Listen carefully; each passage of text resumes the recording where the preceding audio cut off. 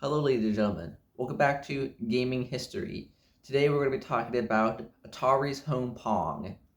Following the release of Pong in 1972, which proved to be a massive success for Pong, it was in 1974 that engineer Harold Lee proposed the idea of making a home version of Pong that could connect to televisions and allow consumers to play it on their TVs. This idea was accepted, and they began working on a prototype version of this, and so we quickly began building it. Now, eventually, Atari began reaching out to various toy and electronic retailers and also having them sell it, but all of them declined due to the high price of the Pong system and the belief that there was a lack of interest in the public market for such a device. So eventually they got into contact with Sears. Now, Sears actually believed in the product and wanted to distribute it, but they offered only an exclusivity contract. Atari did not like this, and so they decided to go to other distributors to try and find a better, more favorable contract that they liked.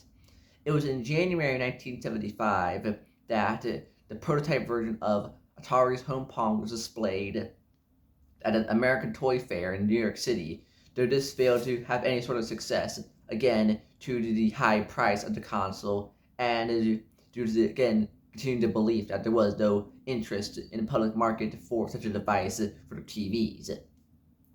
So afterwards, Atari decided to go back to Sears. Sears was still interested in Atari's home Pong and agreed to sign a contract with them to sell it at their stores. Now, initially, Sears wanted 150,000 units to be made for its initial wave of sales, but Atari could not do 150,000 units. This forced them to purchase a second factory, just so they would be able to make a second, just for them to be able to make 150,000 units. These initial 150,000 units began their sale in late October 1975 and were sold from then up until mid-November of that same year. And these initial units were branded as Sears Telegames. This was Sears' most successful product at the time and even earned Atari a Sears Quality Excellence Award.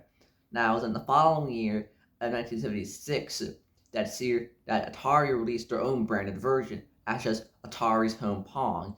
This version would go on to sell an additional 50,000 units and proved to be a massive success, just like the original Pong. Now, following this, Atari went on to release various sequels to Pong for the home consoles, just like they did in the arcades, as notable ones include Super Pong, released in 1976, and Ultra Pong, released in 1977, though there were many Pong consoles released officially by Atari for between 1976 and 1977. And the success of this Pong console spurred many other companies to start making their own, which is how we got things like such as the Coleco Telstar and various others. And even Magnavox got in on them producing their own Pong consoles, and there were various others such as the AP TV Family Fun, and more Pong consoles that you could possibly count on. Now, Sears would continue to work for Atari for many years, as actually they would even release their own version of the Atari 2600 as under the Sears Telegames branding for several years. The Atari 2600 was sold under this, though it was also sold simultaneously under the name the Atari Video Computer System. And so that's the story of Atari's home Pong. It was both successful in the arcades, and even though everybody doubted it, despite that, it was still a massive success. And even at the time, was Sears' most successful product in the 19th at that year. So that's all I gotta say, ladies and gentlemen. Hope you liked the video. I'll see y'all around. Bye. Have a nice time.